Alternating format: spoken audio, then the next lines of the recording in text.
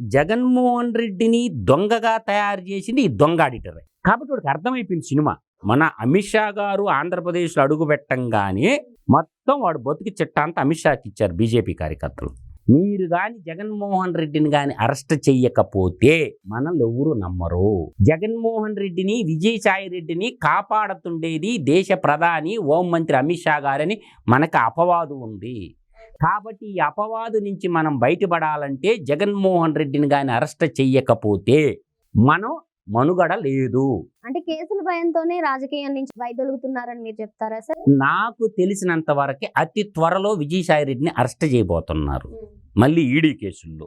అంటే ప్రభుత్వ రాజ్యాధికారాన్ని అడ్డం పెట్టుకొని పారిశ్రామికవేత్తల్ని బెదిరించేసి కంపెనీలన్నీ రాపిచ్చేసుకున్నాడు కదా అల్లుడు కంపెనీకి. కాబట్టి అది మెడకు ఉచ్చు బిగించుకోనుంది. వాడికి తెలుసు నన్ను త్వరలో అరెస్ట్ చేయబోతుంది ఈడీ. కాబట్టి నేను గౌరవంగా ముందే తప్పుకుంటాను, రాజకీయాలకు దూరంగా ఉంటే దరిద్రం పోయిందని చెప్తుండ.